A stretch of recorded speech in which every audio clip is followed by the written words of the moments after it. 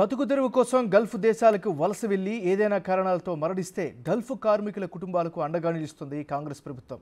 ఎన్నికల మేనిఫెస్టోలో చెప్పినట్లుగానే గల్ఫ్ మృతుల కుటుంబాలకి 5 లక్షల ఎక్స్‌గ్రేషియా అందించి ప్రజాప్రభుత్వంగా మరోసారి నిరూపించుకుంది కాంగ్రెస్ సర్కార్. మాట ఇస్తే చాలు మాట మీద నిలబడతామని రాష్ట్రంలోనే తొలిసారిగా రాజన్న సిరిసిల్ల జిల్లాలో 2 కుటుంబాలకి చెక్కులు అందించి తమ పెద్ద మనసు చాటుకుంది రేవంత్ సర్కార్.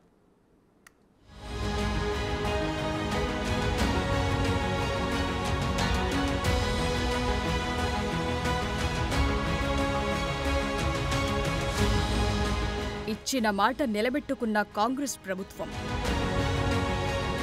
గల్ఫ్ కార్మిక కుటుంబాలకు అండగా ముందడుగు. గల్ఫ్లో మరణించిన కార్మికుల కుటుంబాలకు 5 లక్షల ఎక్స్‌గ్రేషియా.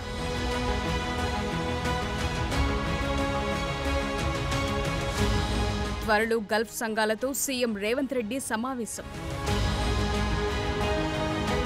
నెలాఖరున గల్ఫ్ దేశాలలో పర్యటించనున్న మంత్రులు, ఎమ్మెల్యేలు.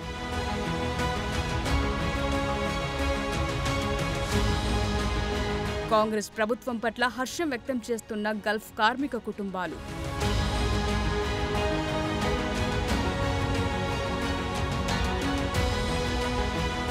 ఉపాధి కోసం వలసబాట పట్టిన గల్ఫ్ కుటుంబాలను ఆదుకుంటామని ఎన్నికల వేళ మాట ఇచ్చింది కాంగ్రెస్ ప్రభుత్వం.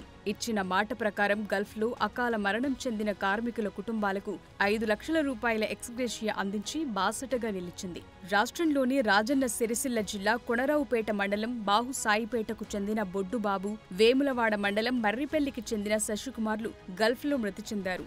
ఈ కుటుంబాలకు 5 లక్షల చొప్పున ఎక్స్‌గ్రేషియా అందించింది ప్రభుత్వం. కొలువు తీరిన 3 నెలల్లోనే అతి ముఖ్యమైన వాగ్దానాన్ని అమలు చేయడంతో ప్రభుత్వం పట్ల హర్షం వ్యక్తం చేస్తున్నాయి గల్ఫ్ కార్మిక కుటుంబాలు. తెలంగాణ రాష్ట్రం వచ్చి 10 ఏళ్లైనా బీఆర్ఎస్ సర్కార్ గల్ఫ్ కుటుంబాలను ఆదుకుంటామని చెప్పటమే కానీ ఆచరణకి నోచుకోలేదు. గల్ఫ్ కార్మికులని ఆదుకునేందుకు ఎన్ఆర్ఐ పాలసీ తెస్తామని చెప్పి 10 ఏళ్ల సమయాన్ని వృధా చేసింది. కేరళ ప్రభుత్వం తరహాలో 100 కోట్ల ప్రత్యేక ప్యాకేజ్తో అండగా నిలుస్తామని హామీ ఇచ్చిన బీఆర్ఎస్ సర్కార్ ఆ ఊసే ఎత్తలేదు. గల్ఫ్ వెళ్లే కార్మికులకి ఉచిత నైపుణ్య శిక్షణ ఇస్తామని చెప్పి ఏ ఒక్క హామీని ఈ 10 ఏళ్లలో నిలబెట్టుకోలేకపోయింది BRS.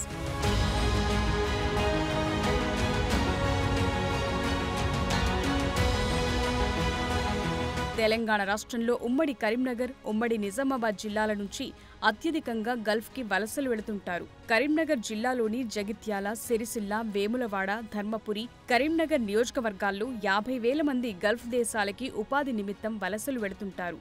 Dubai, Muscat, Saudi Arabia, Kuwait, Sharjah, Bahrain, దువా, ఖత్తార్ లాంటి దేశాల్లో పనిచేసే వారిలో ఇక్కడి ప్రాంత ప్రజలే ఎక్కువగా ఉంటారు. అయితే వీరిలో ఎవరైనా ప్రమాదవశాత్తు లేదా మరే ఇతర కారణాలతో మరణిస్తే వారి కుటుంబ సభ్యుల బాధ్యతలు వర్ణనాతీతంగా ఉంటాయి.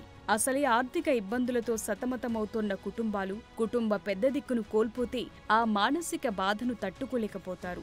ఆర్థిక ఇబ్బందుల్లో కొట్టుమిట్టాడుతుంటారు. కానీ గత ప్రభుత్వాలు కార్మిక కుటుంబ సభ్యులని చుట్టపు చూపుగా పలకరించడం తప్ప పట్టించుకోలేదు. ఇప్పుడు ఆ మానసిక క్షోభల నుంచి బయటపడే క్షణాలొచ్చాయి. గత ప్రభుత్వాలు పట్టించుకోకపోయినా కాంగ్రెస్ ప్రభుత్వం గల్ఫ్ కార్మిక కుటుంబాలను ఆదుకుంటోంది.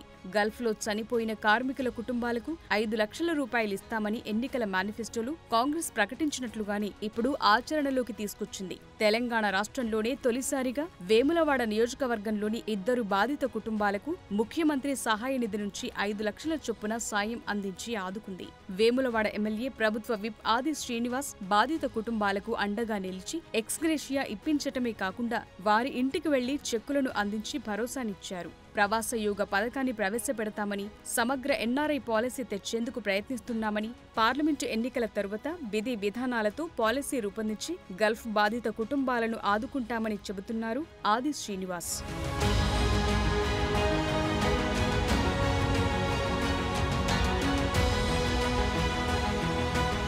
తెలంగాణలో గల్ఫ్ కార్మిక కుటుంబాలకు అది చేస్తాం, ఇది చేస్తామని చెప్పి వారిని ఓటు బ్యాంకుగా వాడుకున్నాయి గత ప్రభుత్వాలు.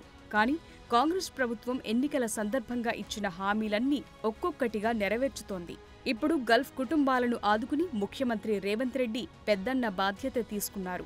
ఈ మేరకు త్వరలోనే గల్ఫ్ సంఘాలతో హైదరాబాద్లో సీఎం రేవంత్ రెడ్డి సమావేశం కానున్నారు. నెలాఖరున గల్ఫ్ దేశాలలో మంత్రులు, ఎమ్మెల్యేలు పర్యటించనున్నారు. గల్ఫ్ మృతుల కుటుంబాలకు 5 లక్షల చొప్పున ఎక్స్‌గ్రేషియా ఇచ్చినందుకు సీఎంకు కృతజ్ఞతలు తెలిపారు గల్ఫ్ జేఏసీ బృందం.